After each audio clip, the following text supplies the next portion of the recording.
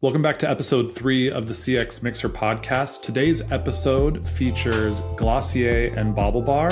On the episode From Cart to Community, how brands build CX that connects. Really exciting episode where we talk about how Glossier turned from a community website to their own brand, and how Bauble Bar is leveraging things like their partnership with Disney and NFL to connect with customers and continue to build community. It's an action-packed episode. You're not going to want to miss it. Let's jump in.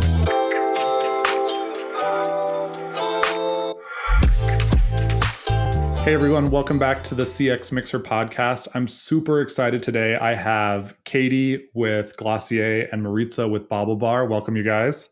Thank you so much. Thanks for having us. Today's episode is, when I was putting this episode together, I was really excited about both of you because the idea is this cart to community and around how community building is such an important topic in CX, or like a way to move the needle when building your brand. And I think maybe even to take a step back further, like obviously I met you both through our CX Mixer event. So Cati, I met you at NRF earlier this year. Yep.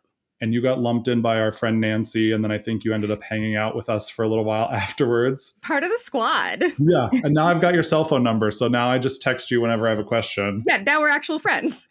And then Maritza, I feel like I met you in Vegas last year at Deliver, and then our paths crossed again.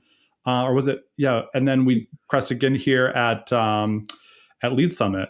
Yeah. And it's kind of funny how we met at an operations focus event, and then we met again at a customer service focus event. And I'm like, why are our worlds overlapping? This means life is a simulation. We have to get together and start working together.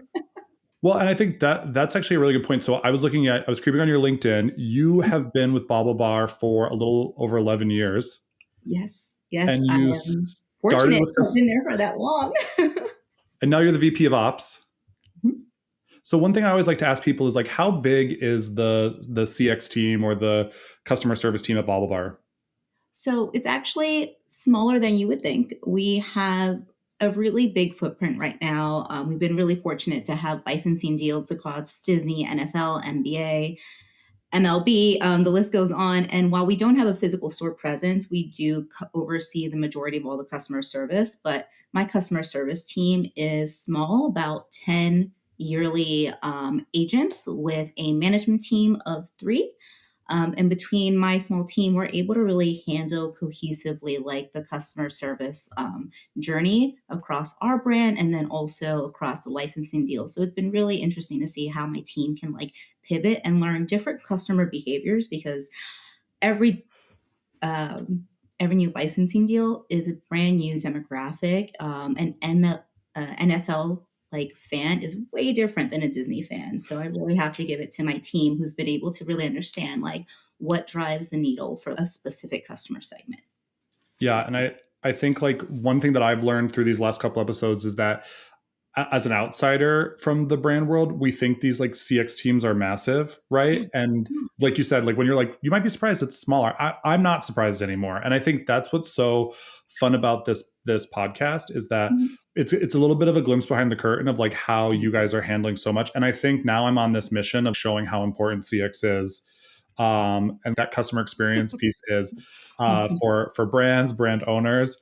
And Cati, you've been at Glossier now for almost 5 years, I think I wrote down. Yeah, a little over 4.5, which is absolutely, it feels like I did college, and college was Glossier.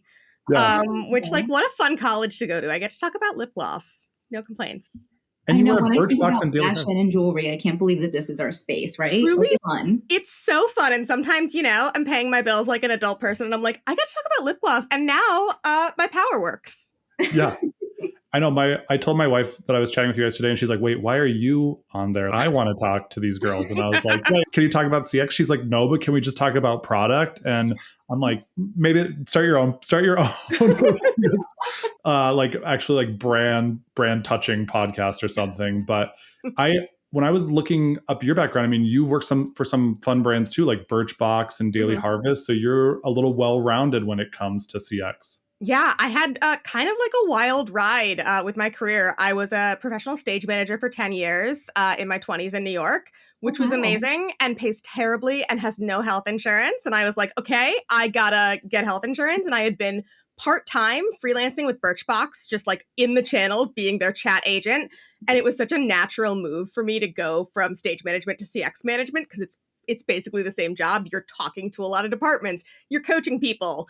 When things are on fire, you're figuring out how to put out that fire. And yeah, I've worked in beauty, I've worked in food, I've worked in mental health, I've worked in community, and I think beauty is my favorite thus far. And Glossier specifically is so community focused that like I just have the opportunity to talk to a lot of customers, and I love that. I don't know if you can tell I'm a people person, so that really fills my cup. So when you think about community, Maritza, I'll start with you. What do you think it means for Baublebar to create community in their customer experience?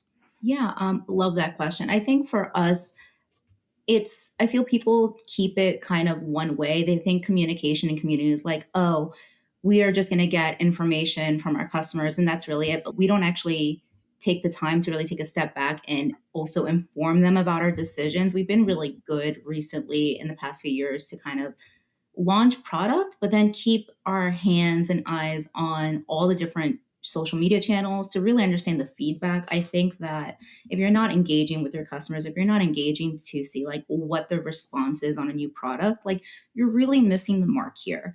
We're in an age where like the digital age is where everyone goes. Like you're not complaining to your brand anymore. You're going on TikTok, you're going on Instagram. And yes, every complaint is important to make sure that there's not a product issue or a quality issue, but it's also seeing the joy. And I think for me, the fact that it's Bauble Bar, it's so fun. Like it's about accessorizing. Like I have very unique taste and styles, and I can always find something that I want for myself.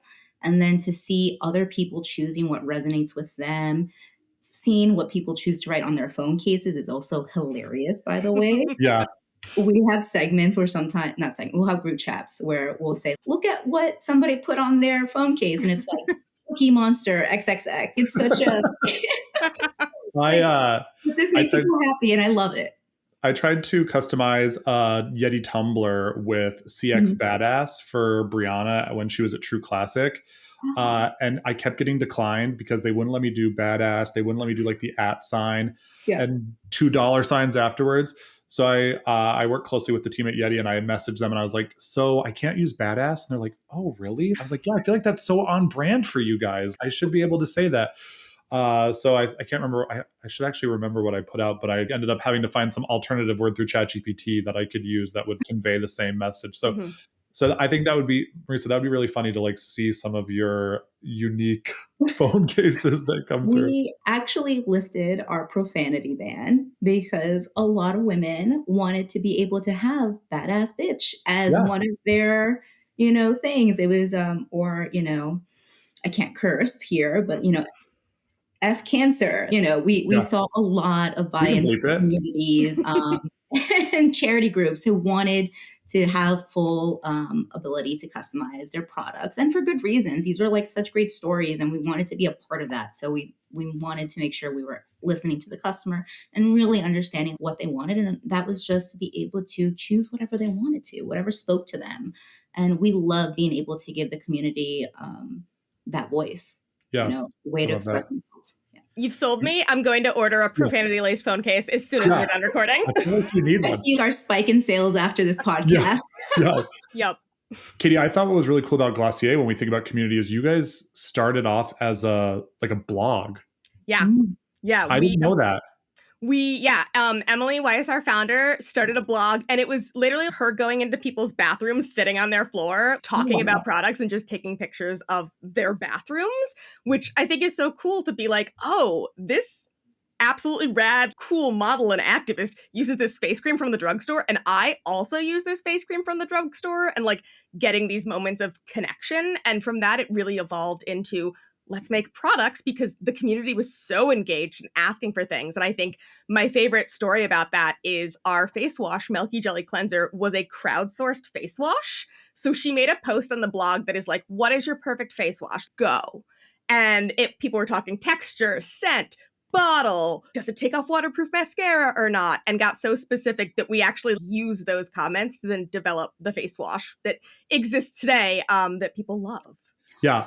I love that. We kind of did something very similar for our NFL teams because,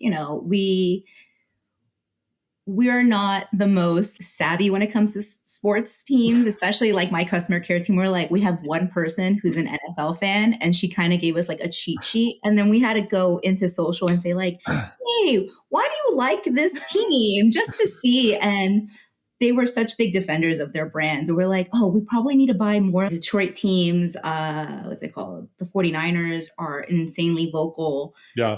fan base. So we're like, okay, like it absolutely speaks to the community that wants more from us. And we were like, okay, like taking notes and making sure they're like involved with like our product development as well. I love that you also have the same experience with sports because we released a basketball earlier this year. And my entire CX team was like, we know so much about this basketball, but if anybody asks us questions about basketball, no clue. We were like, never be me. We can't escalate to anybody because nobody knows about this.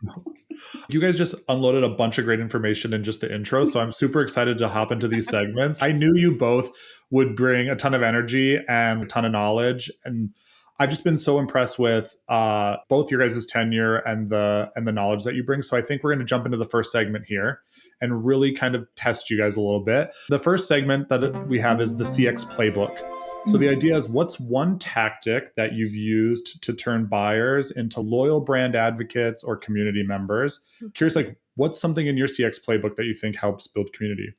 Yeah, absolutely. So I think people probably know about the infamous bomb.com vegan and not vegan. Maritza's nodding. I'm so glad. I know that it's in my purse. Oh, I have like 3 in front of me. She's not on brand or anything. But basically what we did was we had this lip balm. People loved it. We had some people asking for it to be vegan. We made a vegan formula. We were jazzed. We put it out there and the community was like, hey, we like that you went vegan, but the texture isn't the same. It's not moisturizing. We don't like the consistency. We don't like that you compromised on the product to make it vegan. And, our team heard that and we really do listen. Our entire team reads Reddit every single day. Maybe we shouldn't, but I look at the Glossier Reddit every single day. And so they got to work saying, okay, people like the new tube, but they don't like the formula. How do we go back, bring back the original formula, put it in the new tube? And then we went back to the community and said, hey, we heard you. It's coming back. We're also bringing back a new flavor for you. So we released the old formula. We released a strawberry flavor and have really just been listening to people. I think we release limited edition scents every year too around the holidays. And there are always ones people ask for. Espresso, now a permanent part of the lineup because people were just like, oh, you don't have a brown shade. Why isn't this all the time? And so really just actually telling the customers when we have listened to the feedback. And even we did some proactive seeding for people who had DM'd us. And we were like, hey, remember when you said you wanted this? It's coming. Can we send you some? That's such a smart thing to do.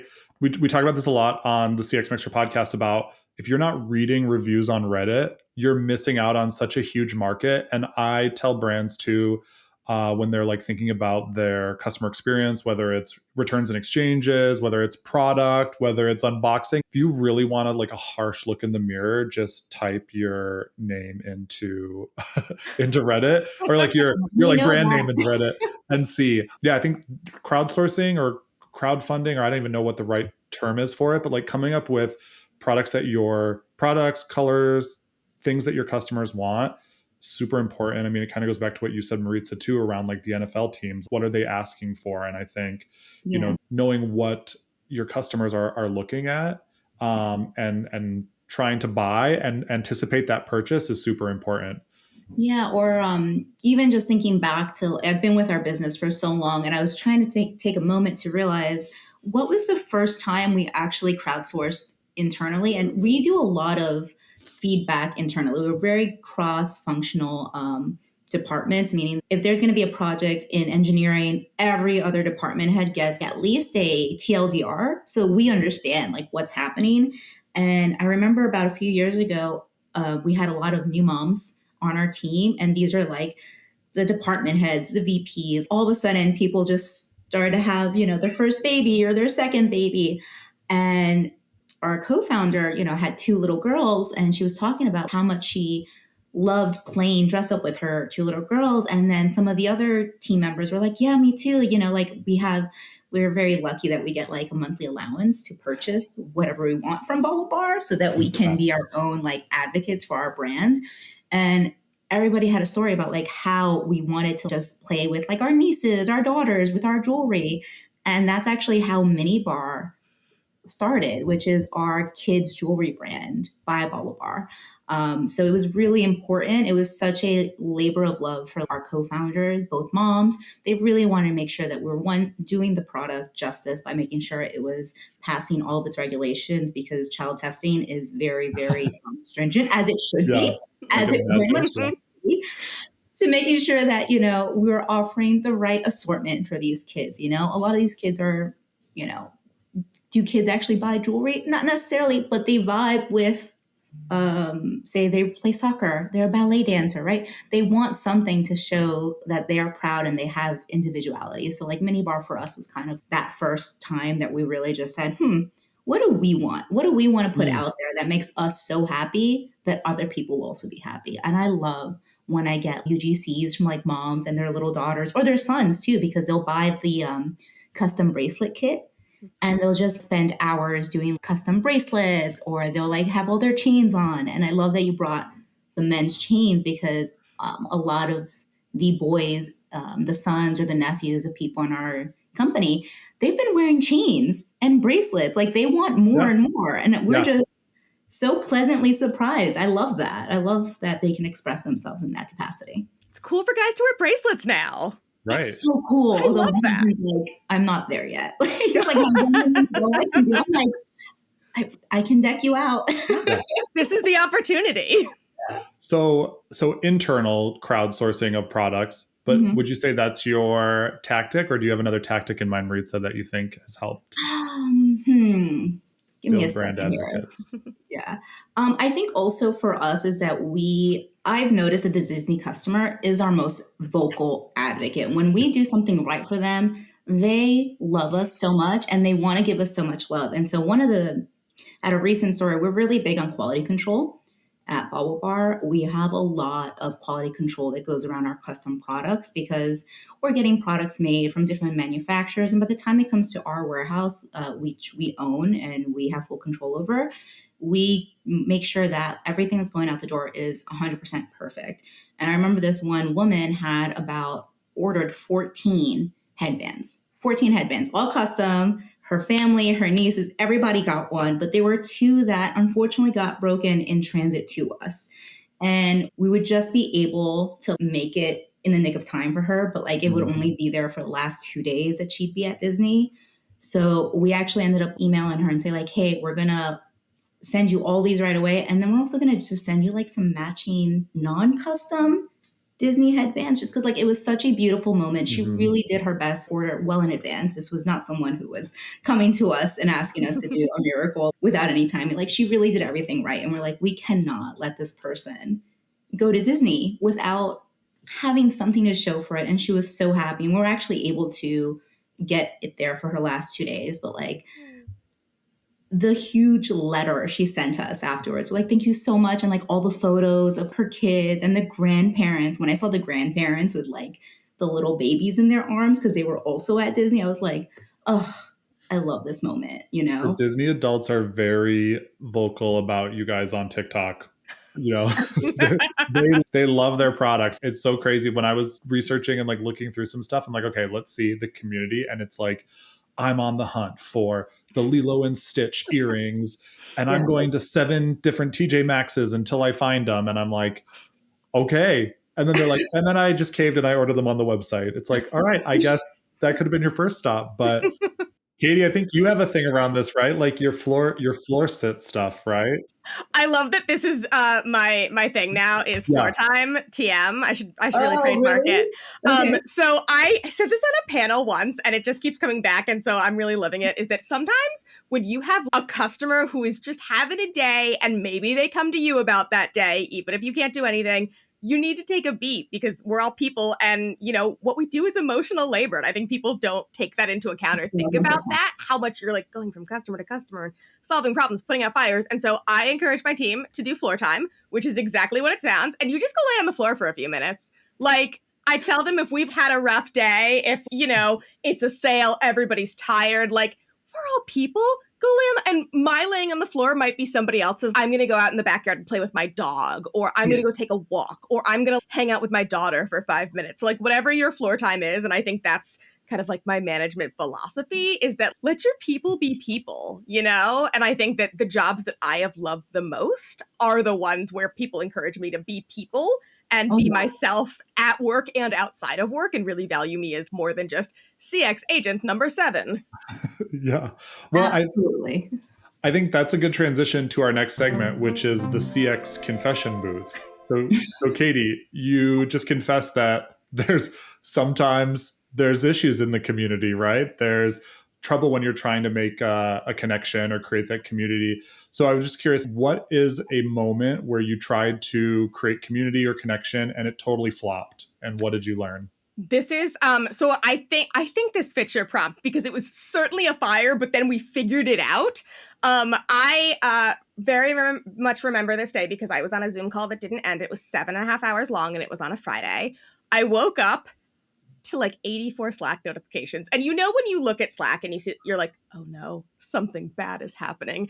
And overnight, one of our internal codes that is just for, the team and VIPs got leaked, and it was not email specific, and it applied to every product, and it was 50% off everything. Oof. And this happened during UK time. So my dear sweet 2 UK people were like, something has happened. This is what we're doing. We're trying to fix it. And, alerting the tech team and alerting, the operations team being like, there's so many orders coming in. They're all 50% off. What are we going to do? And so we came in and we were like, we have to figure out, A, how to stop this, but also there's so many orders and we're going to be the jerks if we don't send this stuff, And part of that was like advocating on our end is, yeah, this, might hit margins for the day, but also we want to make our customers happy.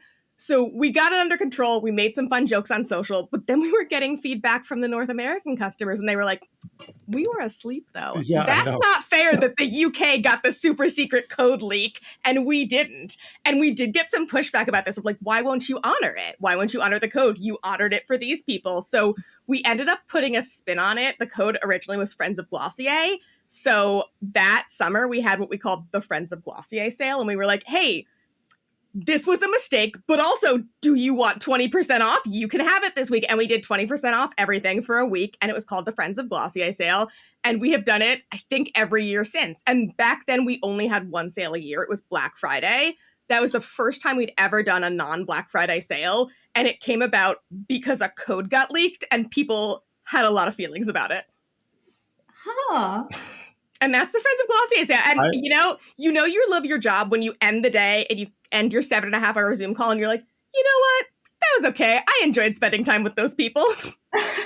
I think there you go again, like a community created sales event, right? Yep. Like that's the whole theme of this episode. You took a moment where it could have been bad. I mean, we talked about this on another episode too, where like these codes leak and they're great for you to be able to test them. But there's also whole Reddit threads where like, hey, you should try thank you 10, thank you 20, thank you 30, see what you can do to get a free discount. So brands that aren't thinking about like unique promo codes should really be thinking about even testing for unique promo codes. But what a cool way to turn it around, because I also think sometimes, and not that either of your products are like full-on expensive luxury items, but sometimes can be out of reach and unattainable for certain people. And if this is their intro to your brand, right, like a way to get in, the nice thing about skincare is usually people they like the product, they like the way that it looks on them, makes them feel, and then they come back and buy again. So probably be interesting to see if there was a way to see how many people took advantage of that and then came back and purchased at full price, right? Yeah. Or with something different. It'd be an interesting moment.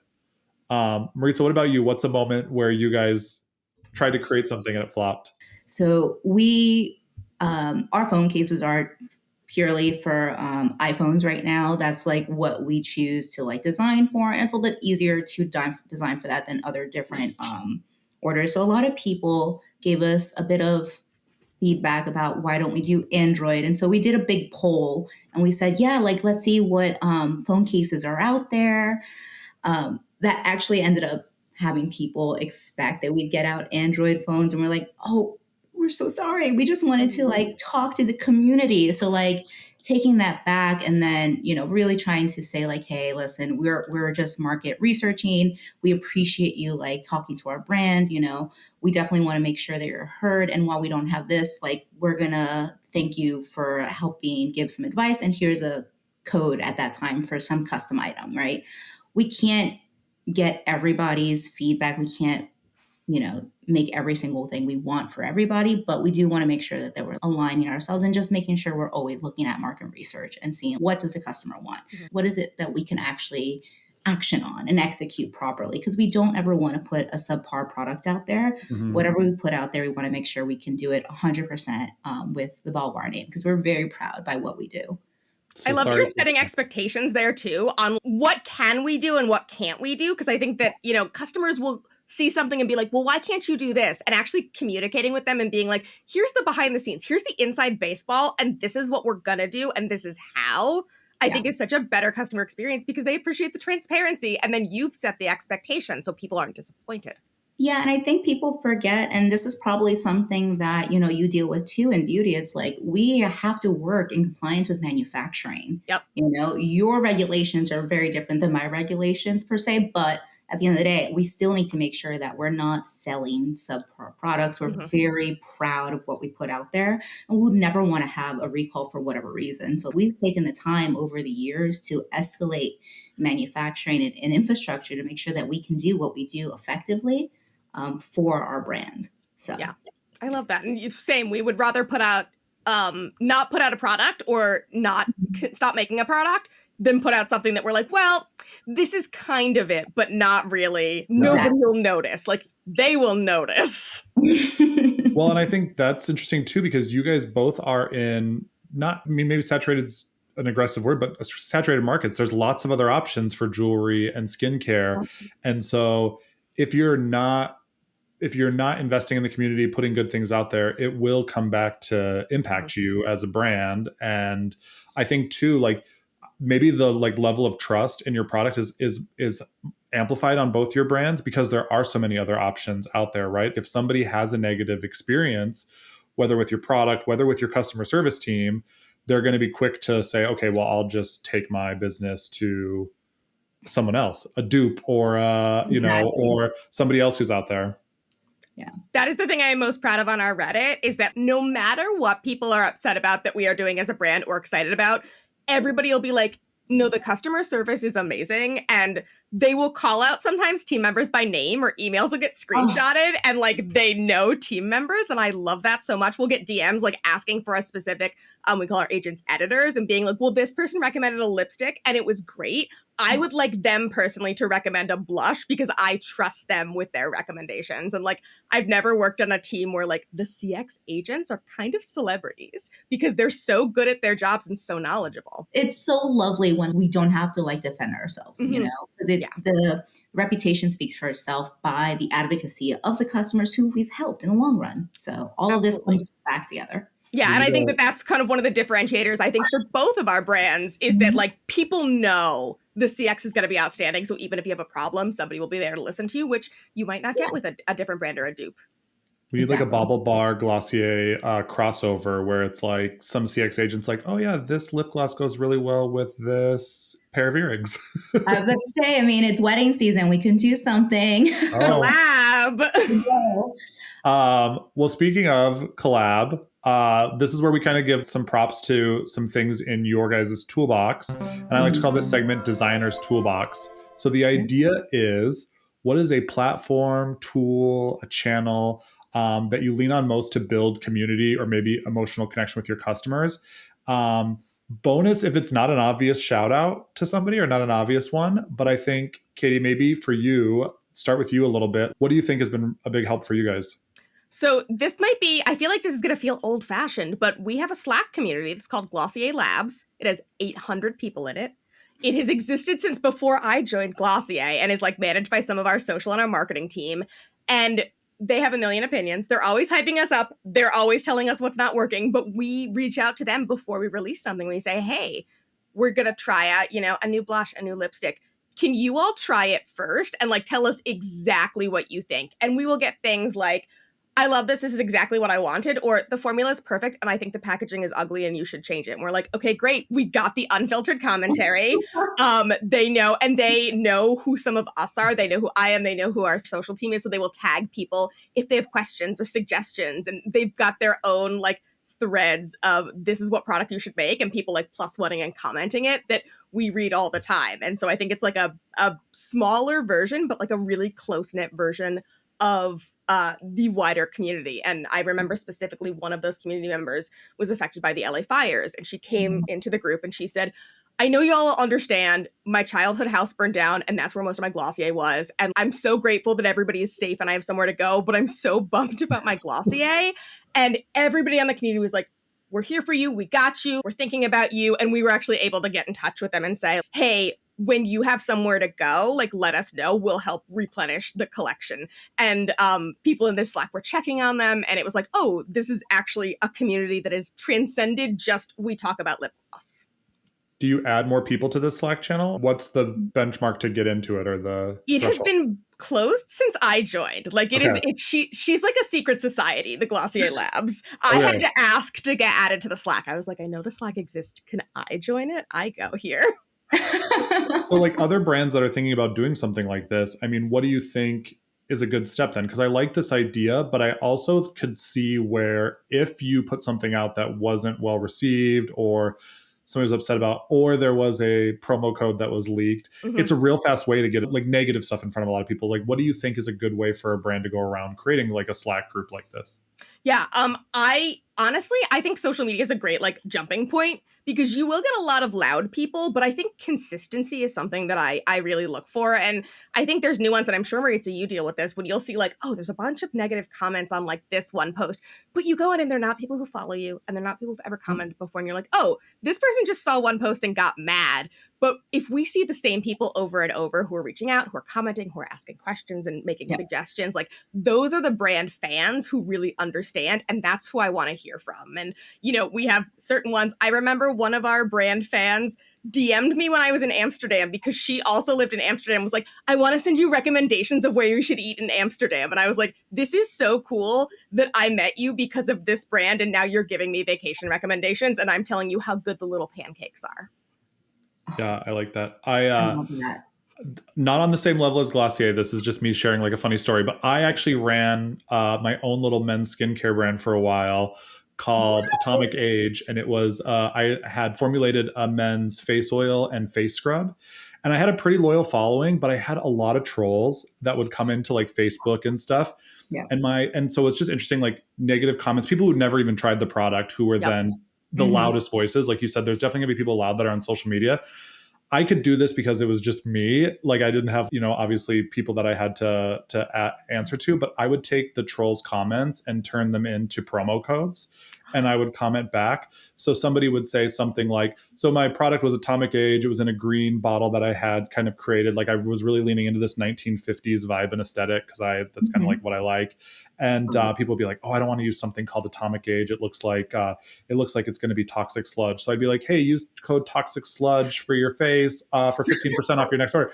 And then I would comment on their like, because they would comment on my meta ads, right? And so then I would use that as like a reply.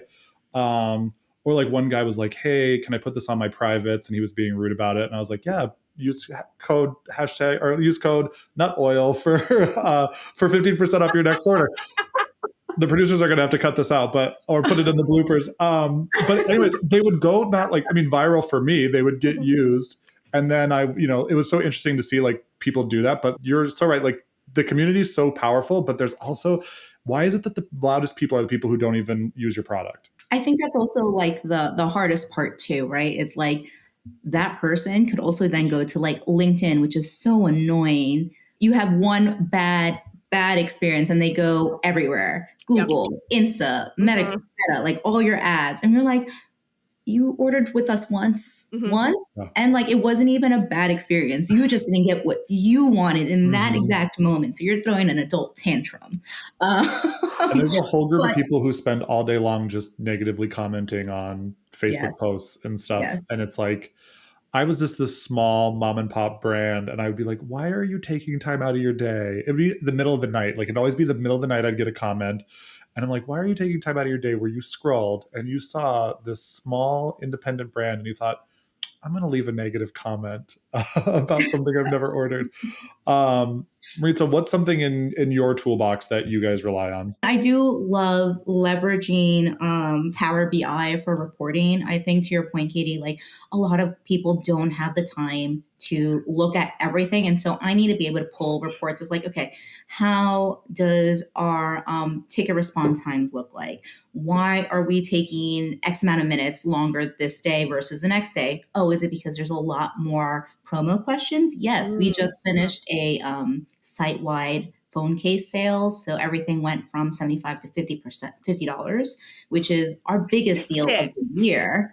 Yeah, it was the biggest one of the year, but like people had so many questions about how will my name look on this? I have an iPhone 15 and those tickets are not necessarily like, one and done. Like they are actual like long form communication and it goes back and forth. So like I needed to be able to say like, at the end of the day, we are helping the bottom dollar by spending a little bit more time here and giving our customers more depth and information that sometimes you can't load a product page with every single bit of information. So you have to be able to be your brand ambassadors and talk to customers, especially on chat, because they just want to get their orders in and they don't want to mess up and they want to make sure that they're doing everything correctly, Daniel from Carpe, he was at the CX Mixer dinner in New York. He was on the last episode and he said the same thing. If you're not going in and reading your customer support tickets every day you should be going in, reading through, seeing where you can change, seeing what it is. And I think Nancy too, she was on that same one. She had a good example too around customer support tickets where she's like, if you're not going in and like seeing how how these are tagged, how you can process them, you can't know how your customer service agents are, like what they're dealing with, how they're handling it, how they should answer stuff, what are some of those issues. I'm learning as an outsider like how really valuable these customer service tickets can be, more so than just like solving an immediate issue for the customer, but then really kind of like proactively adjusting not only these soft costs with how your agents are like spending their time, but then also some of these like getting ahead of some of these issues again, which sounds so simple, especially, you're talking about like all these tickets. I feel like you can get really reactive, right? And so probably you, Maritza, as the VP of Ops, you're probably looking at these things differently than somebody who's in the trenches, like solving them, is looking at them. Yeah, and I have to. I'm in part of all of our Google chats with our customer care team. We have very specific chats for like chat SOS or like a regular general questions, a product question. So like I go in there and sometimes I'll see the same questions back constantly and I'm always answering tickets because I just know a lot of product knowledge. So it's easy for me to kind of jump in and just say like, oh no, I saw this in person because I get to go into our headquarters to the warehouse. So I'm able to see product in person versus our agents who are remote. And so just being able to check those tickets weekly and daily and say like, okay, this is a real question. Why is it consistently coming back to us? What can we do on the product page? We can't have it live on the product page. Great. What type of messaging can we do outside of the product page? Is it in the email life cycle of that customer? How can we more effectively communicate custom timelines? I think that's for us a big factor and something that we're actively working towards a tech solution to resolve, which I knock on wood, it will be launched in the next month. Which I can't wait because we are hoping to see a really big driver in lowering ticket rates. So, do you want to name drop it, or are you keeping it to yourself? Not yet. I don't jinx it. I don't have anything to tease. I have nothing cool to tease. Like I know product secrets, but I can't tease those. I will say actually something that just launched today, June 9th, is our new Instagram channel called Superfan by Bauble Bar. And this is very similar to Katie, what you were talking about, your Glossier community. This is going to be a showcase for our biggest customer advocates, really building even a further drive into our community with like people who are consistently following us, want to be part of that UGC community. It's a really great initiative that our social team went forward, and they're really spearheading some wonderful content, some community events that I'm really proud of them for pushing, and I'm excited to see how it goes for the next few months. That's so cool. I'm really excited. I love that. Well, this is a great transition then to our fourth segment, which is the customer journey spotlight. So we're kind of talking a little bit about this VIP experience or experience for VIP customers, but maybe Katie, what's something in your customer journey that you think is building? And I put this for my notes, like true community building Yeah. happens. And how do you make the most of that moment in your customer journey? Yeah, so I feel very strongly that your customer service team should be involved in social. I have worked at many a place where marketing handles social, CX handles email and chat, and never the twain shall meet. And the amount of times that CX is like, oh, tell marketing this thing, or marketing's like, how does this promo work? On the CX side, we actually don't know, and you're just overlapping. So my team is the one who answers every single comment on TikTok, on Facebook, on Instagram. And I read a stat recently because I was like, I'm gonna really pitch this to like my boss and show everybody like the impact we're having. That 53% of customers say the most impactful thing a brand can do on social is just answer the questions in the comments, and seeing that like the brand actually does show up and provide information and is not just ignoring, isn't just liking, or isn't just like replying to things that are like, woohoo, yay, but actually answering questions. Or if there's an order issue, Maritza, like you said, saying, DM us, we can help and fix this. So I really push my team to try to engage with at least 30% of our comments every single day. And, everything from, transactional things to like, somebody put some fun emojis, like, yeah, go have an emoji party, go off. And I think, our team has started to get like more comfortable and have really fun with it. And they enjoy making puns, which is my favorite thing in the world. I think that even the emoji thing is such a simple touch, but just the fact that the brand has commented or acknowledged or seen it. I saw that on both of your guys' TikTok comments and Facebook comments. I'd say probably heavier for Baublebar on Facebook, but on TikTok, for sure, people like every time somebody would post something, I saw Glossier responding, even if it was just like a fire emoji, a heart emoji. If they were just making a comment, it's like, let me just affirm this, right? Yep. What a way to stay visible too with potential customers.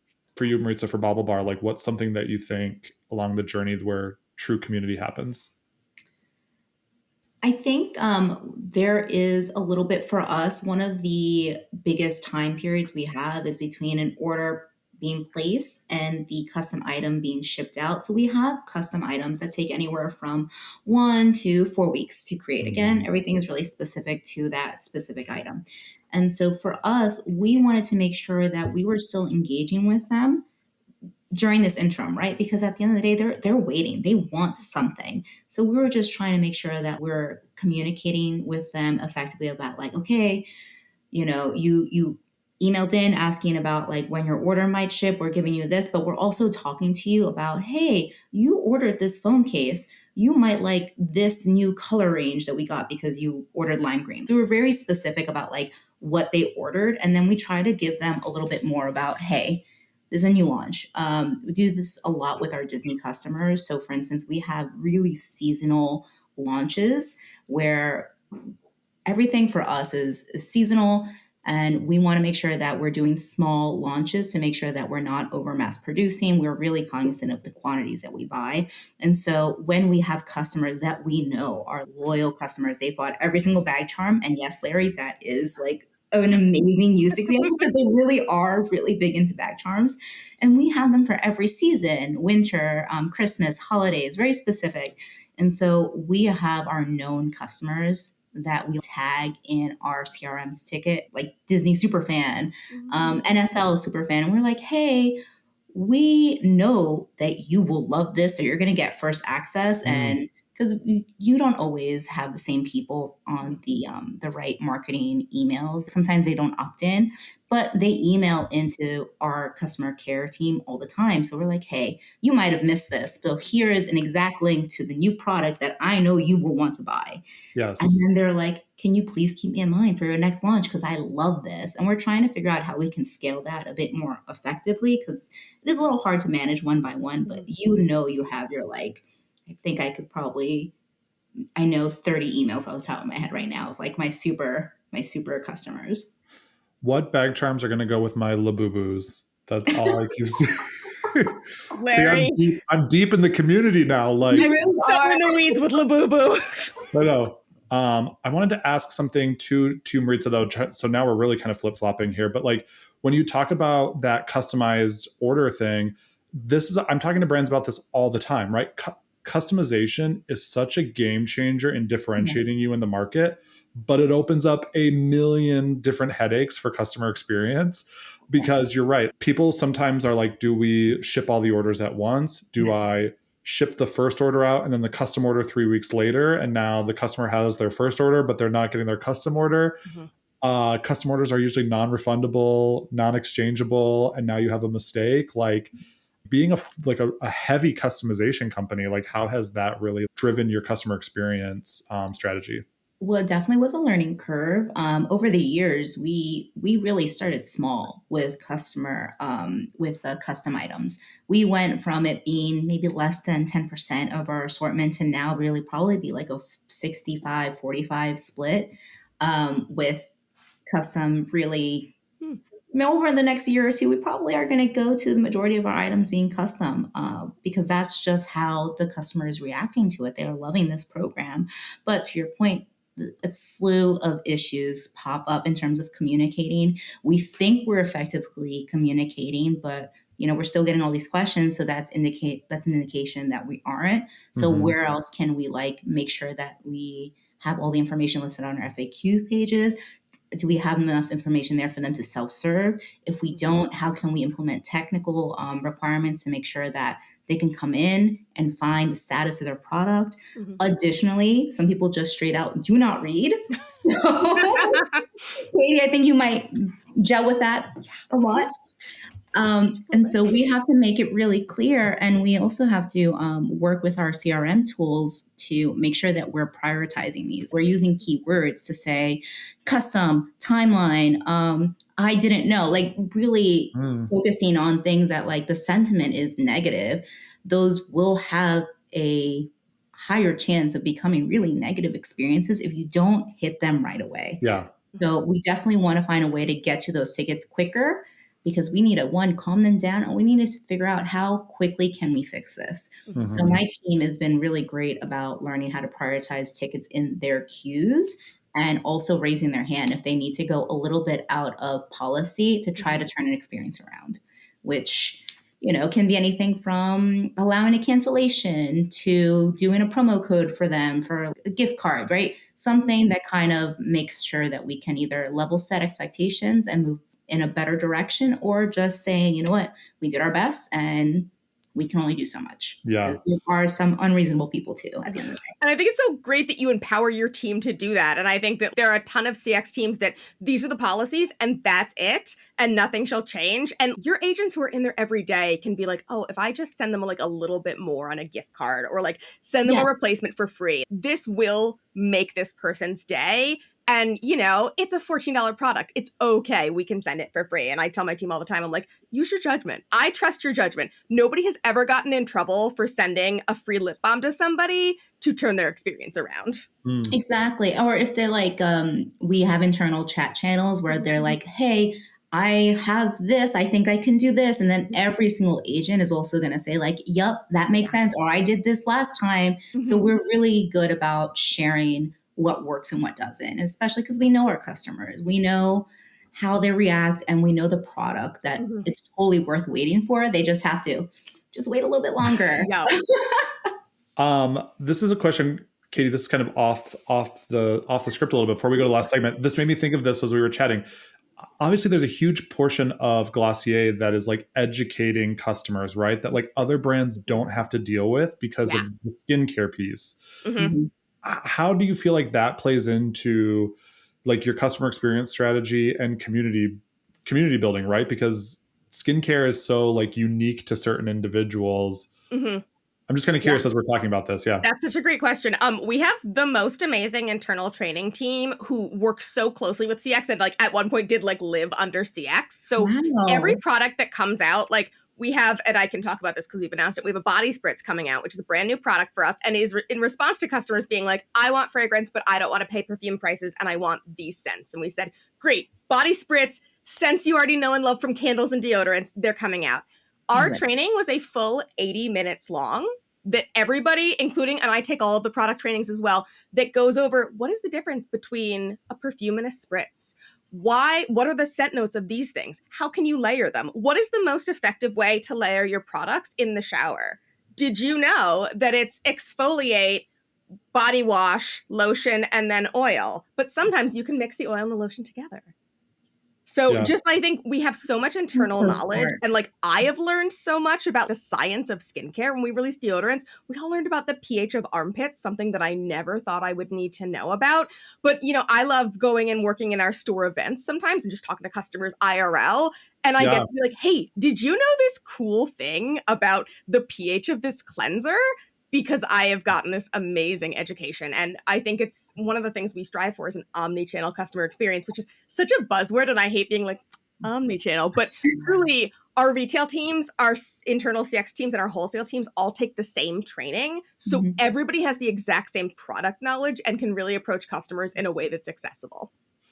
I think that's so fantastic because you were just saying, right, like body chemistry. That is something that we too had to learn and customer care, because one of the biggest questions, if you were to Google Bauble Bar, top questions are, does the jewelry tarnish? Yep. The question is no, with the right care, right? But here's the thing, something that we learned with our platers is that not everybody has the same skin pH, especially if you use lotions, perfumes.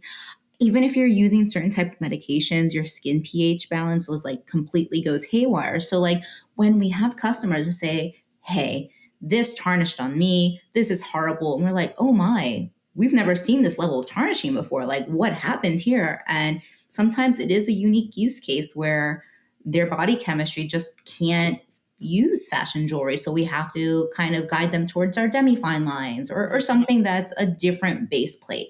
So it's definitely something that our team has started to focus more on and getting to the point where our customer care agents are the product masters. And if they aren't, how can we make better steps to make sure they're educated? Because I mean, it's fashion jewelry. You think it's straightforward, but sometimes it's about like care. And I think right now we're in the process of updating our product user guides and like our how to care for our products properly guides and make them a little bit more knowledge based so that people understand the science a little bit behind the skin chemistry. Because please don't wear your $5 bracelet that you got on sale for a holiday with maybe all the perfume, right? It's a very different plating material than say our demi-fine, which, we've made, or we've came out with a brand new line for our waterproof custom bracelets. We heard it. We heard customer feedback saying that they wanted to wear these bracelets all through summer in the pool, by the ocean, at a music festival. And we're like, oh man, how are we going to make our products robust enough to survive that wear and tear? And it was probably about a year in the making before we could release our waterproof line, which we just did in the past quarter. And how fun is it when you get to announce that? Because I'm sure you do this, where you'll hear people asking for something and you're like, I know it's coming and I can't say anything, but you're going to be so jazzed in 6 months. Yeah. And then to see the whole product life cycle, because we do line review, we do AP review. We make sure that every single person in the company has some feedback or is aware of what's coming down the pipeline. And with customer care, we're like very much in the forefront of like, hey, we know that this closure has an issue. We know that this specific letter bead has some tarnishing issues that we've seen when it hits water in the summer. Like all these things come to fruition. And like when you see something finally get pushed forward that people have been hounding you for, you're like, yes, we did it. We've come a long way. And I'm like, I'm so proud of my team. You feel like a parent and you're putting this out into the world. Yes, exactly. I'm like, wow, my team has done this. I'm so proud, I think this is the big thing. I love your guys' passion. I think this is the big thing that people don't realize, right? Especially when like you all have such experience at your brands that you become these huge brand advocates and you are seeing how people are interacting with the products, the brand, everything more than some other people are, right? Like more than marketing, more than product, and you're like living through all these like emotional experiences for everybody. This has been great. I think as we transition to the last segment, this is my favorite segment, right? Where you guys kind of get to let some stuff off your chest a little bit around segment. This segment's called the CX Mythbuster. So the idea is like, what's one thing, we read things on LinkedIn, we're reading things as CX people all the time. What is something that you would like to bust a myth on or explain or wish people would understand a little bit more? Maybe Cati, I feel like I'm always starting with you, but I got a hot take here. yeah. You don't need phones as a CX channel. Oh, okay. That's a hot take. Because the first episode we said phone was big. I have worked phones. I have taken phone escalations. We do not have phones at Glossier. We've never had a live phone line. It is something like if somebody's having a time, Cati, will take my Google Voice number and I will personally call them. Happens a couple of times a year. But so many of our customers see us either on our website or on social. And so if we can just meet them there versus being like, well, we know you're on our website, but you do in fact have to call us and find our phone number to get there, that's an extra step for the customer. And it's also not a great use of my team's time. They can answer 12 emails in the same time it would take them to do 2 phone calls. And so when I'm thinking about how to simplify and automate, which are my 2 keywords for the year, phones is not even something that we are considering because we're like, the customers are not on the phone. They are texting. We don't do texting yet. I'm going to slash that one in my brain. They are DMing. They're DMing, they're commenting, they're making TikTok videos. And, we're going to respond to them exactly where they are so they don't have to leave a platform. That's a hot take. We might have to have a fight with episode 1 because their hot take was they love phones. Wow. Okay. Battle of the phones. That's a future episode. Maritza, what's a myth you want to bust? If you are mean, you will not get better service. Let's just put that out there. Yeah. Let's just put that. Will you get responded to quicker? Perhaps, especially if you go through, really rude way or like you're really out there. But I have gone above and beyond for customers who have been nothing but a delight to work with or have just been able to talk to us like humans. Even with agents or companies that use AI, there is still an agent that's reviewing every ticket. Mm-hmm. So let's just also debunk that fact right there, right? If you have a good customer service leader, you're going to be reading all those tickets. You're going to make sure that your team is aware of everything that's happening. But I've told my team, we can go above and beyond for good people. Mm-hmm. They deserve it. We need to spread the positivity in our lives in some capacity. Mm-hmm. And I'd rather go above and beyond to someone who, one, loves our product, is going to speak highly of us regardless. And then if we can make a moment special, I'm going to do that for them. I love that. I think that's great. You guys, that's the end of the podcast. You've shared so much knowledge. I think this was great. I think especially like you guys didn't even know each other before this. And now, Maritza, when are we hanging out? When are the 3 of us getting a drink? I know. I need to get back to New York. So yeah. I think so. If people wanted to follow you or add you on LinkedIn, I think that's a good way to connect, right? You guys are both pretty active on LinkedIn. Yep. Mm-hmm. I always think that's a good way. And again, thanks so much. I knew that you guys would be great for this community building. And I think it shows both of you are so passionate about not only your roles, but your community. And I think when people watch this episode, they're going to be like, okay, I get it now. I get it why you guys have such strong brand advocates in the market.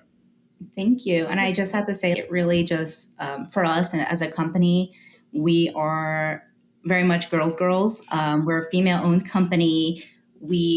Granted, our products are gender neutral. Anybody can wear whatever you want, but we really focus on the her, and the her can be anybody in our community, but we just want to be so front and forward. And we are grateful for our customers because without them, we wouldn't be here. Mm-hmm. So we do everything for them. And I think, Cati, you're definitely on the same page. Yeah, I think it's so cool that you said your co-founders were both moms because our entire executive team is moms. And I have never worked at a company like that who I think that is an asset and not something that is seen as like, oh, well, now I have to do mom stuff. It's exactly. Like, oh, you are better at your job and better at advocating because you are so strong and you have a family that you take care of and that you value and you make time for. Mm-hmm. I love it. Moms rule. Moms rule. I think that's a good way to end the episode. Moms rule. Moms rule. Shout out to moms. Yeah. Well, thanks, you guys. Or one guy was like, hey, can I put this on my privates? And he was being rude about it. And I was like, yeah, use code NUTOIL for 15% off your next order. We had people that just called us every week. I was like, Debbie, I cannot have my team. Shout out to Debbie. I hope you're Debbie. Debbie. Debbie, I hope you're okay out there, babe.